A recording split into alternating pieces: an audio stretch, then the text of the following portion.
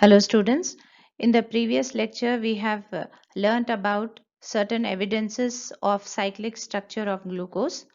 In this lecture we are going to finish up with the remaining evidences of cyclic structure of glucose. If you like this lecture, make sure that you hit the like button, subscribe my channel because it motivates me to make more videos. Now let us begin with the remaining evidences of cyclic structure of glucose. Now the next evidence for the cyclic structure of glucose, or before that it was a limitation. What was the limitation? That is, the open chain structure of glucose was not able to explain why the glucose molecule consumes only one molecule of methanol. Actually, if we just go back to the chapter of carbonyl compounds, normal aldehydes consume two molecules of alcohol to form the acetal. That means here I have written here normal aldehydes. This is example acetaldehyde. I have taken one molecule of alcohol. So this molecule of alcohol adds by nucleophilic addition to the carbonyl compound. It gives a hemiacetal, and this hemiacetal is a little less stable, not unstable, it is less stable. So what happens? It reacts with another molecule of the alcohol by the elimination of a water molecule, and it gives a full acetal. How do you understand how to know what is an acetal? That is, two OR groups should be here. Here this is OR group, and here also OR group. R means it should be attached to a carbon chain. It can be not necessarily that it should be a methyl group. So this I have explained you. So what did we understand from this reaction? This reaction we have understood that normal aldehydes, where there is a free aldehyde group, they consume first molecule to form a hemiacetal form, and then hemiacetal takes up another molecule of alcohol to give an acetal. Now let us come back to the glucose. Now the glucose is already in the most of the time the what structure predominates, and the ring structure predominates. So any one we can take. We can take either alpha D plus glucose or beta D plus glucose for the explanation. So in the ring structure it is already in the presence of a hemiacetal form. What did I tell you? What is a hemiacetal? Or that is, the oxygen should be linked to a carbon over here. So here, see, you see here this side, it is linked to this carbon over here, and then it is linked to this carbon. For example, here you see this oxygen is linked to one carbon, and this oxygen is linked to another carbon. So this is hemiacetal structure. Same, if you see over here, oxygen is linked to this side carbon, and here also it is linked to this side carbon. So already it is present in the hemiacetal form. So it requires only one more alcohol molecule to go into the acetal form, isn't it? In the normal aldehydes, they are not present in the hemiacetal form. Hemiacetal form is formed by the addition of one molecule, first molecule of alcohol. But glucose already is present in the hemiacetal form. Therefore, it will require only one molecule of an alcohol to give a acetal form. So likewise, it reacts with only one molecule of any alcohol. Suppose here we have taken the example of methanol. So here at anomeric carbon, this carbon, the methanol reacts. This carbon methanol reacts, that is the hydrogen atom will be replaced. The proton, here we will release a water molecule here, and in place of this hydrogen, a methyl group is added. So the acetal of glucose will be called as glucosides. They will be called as glucoside.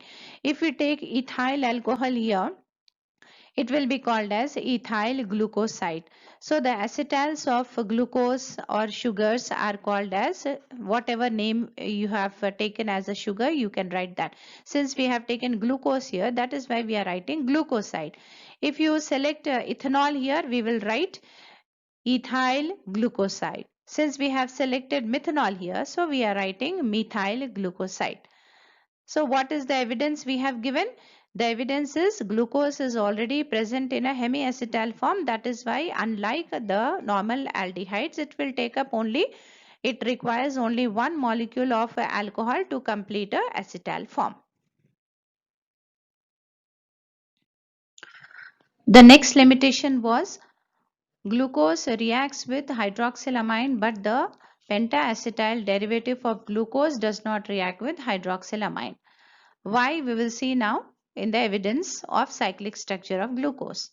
Now here alpha D plus glucose I have taken. I have written the structure over here. Suppose we are adding this reagent, that is hydroxylamine we are adding. Hydroxylamine is a quite strong reagent. So normal ring, this is simply alpha D plus, pure form of alpha D plus glucose. So when we add hydroxylamine, what is happening over here? A ring is broken down. When the ring is broken down, then this alpha D plus glucose is converted into the open chain structure of glucose with a free aldehyde group over here. Now this free aldehyde group reacts with the hydroxylamine. Elimination of water molecule takes place. The double bond is not disturbed. N and OH is added over here. So whenever you have a double bond NOH, that product will be called as an oxime. So normal glucose, it is reacting with hydroxylamine, which is a very strong reagent. It is exposing the free aldehyde group, reacting with it and giving the product as a glucose oxime or glucoxime. Now next, when we take up the pentaacetyl derivative of glucose. So what is pentaacetyl? This acetyl groups, it reacts only with the hydroxyl groups. In our previous slides we have proved the presence of 5 hydroxyl group, but there we have taken the open chain structure, isn't it? In the open chain structure the aldehyde group was as it is. So when the reaction of the open chain structure with the acetic anhydride, the aldehyde group was not disturbed at all. Only the hydroxyl groups, wherever they are there, the hydrogen was replaced and by the acetyl group. But here when you take up the structure, that is when you take up the ring structure also, you will see here the ring structure is easily seen over here, isn't it? So when you take up the ring structure also, we have only 5 full hydroxyl groups. This is not a full hydroxyl group, isn't it? So this one is a full hydroxyl group. 1 2 3 4 and 5. So 5 full hydroxyl groups are there, isn't it? So what happens when the glucose is treated with the acetic anhydride? It will acetylate only these full hydroxyl groups, these 5 full hydroxyl groups. So here wherever the hydroxyl groups are there, the acetylation takes place. And one more thing what we have to remember is acetylation brings about the protection of the ring. So whenever you are doing the acetylation, there is a protection of the ring. That means the ring becomes very strong and it inhibits ring cleavage. So whatever reagent you add, any powerful reagent you add like hydroxylamine or phenyl hydrazine, anything you add, so this ring is now protected due to acetylation. So you cannot break open the ring. So what is the proof now? The proof here is there is no free aldehyde group over here, isn't it? Suppose if a free aldehyde group would have been there, in spite of ring also, the hydroxylamine would have reacted, isn't it? Now this is the proof that in the cyclic structure there is a no free aldehyde group is present. That is the reason the pentaacetyl derivative of glucose was not able to react with hydroxylamine. So what was hydroxylamine doing? In the pure form of glucose, the ring is not protected here. That is why it was able to open the ring, cleave the ring, set the aldehyde group free and then react. But whereas in the case of pentaacetyl derivative, this is a proof that there is no free aldehyde group. If there is no free aldehyde group in the structure, then definitely the pentaacetyl derivative of glucose will not react with hydroxylamine. Now the next evidence is the glucose does not restore the pink color of Schiff's reagent, does not give a orange PPT with 2,4-DNP, does not react with ammonia and sodium bicarbonate. When we go back to the chapter of aldehydes and ketones, carbonyl compounds, what did we observe? We learned that all the normal aldehydes, they restore the pink color of Schiff's reagent. They give an orange PPT with 2,4-DNP. They give a white addition product with ammonia as well as the white addition product with sodium bicarbonate. But whereas glucose is not giving any positive test with these reagents. The reason is glucose, suppose if it would have been present in open chain structure, that means a free aldehyde group is present in the open chain structure, then definitely it would have given the positive test with all these reagents. But now this is a proof that glucose is not present in the open chain structure with the free aldehyde group, because and it is present in a ring form. These reagents are very weak reagents. They are unable to open the ring and then set the aldehyde group free and react with the free aldehyde group. What about the case with the hydrogen cyanide and hydroxylamine? Hydrogen cyanide is a very strong reagent, as well as hydroxylamine is a very strong reagent.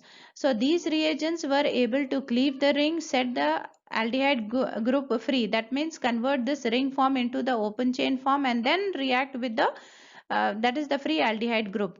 But in these cases, Schiff's reagent, sodium bicarbonate, ammonia and 2,4-DNP, all these are very weak reagents. Now, because glucose predominantly is present in the ring form, because they are very weak reagents, they are unable to break the ring open and set the aldehyde group free. When the aldehyde group is not free, then definitely we cannot expect any reaction with these reagents like normal aldehydes. Now you go practice today's lesson. But before you leave, don't forget to subscribe my channel and hit that bell icon so that you get the notification every time I upload a new lecture. See you again in the next video.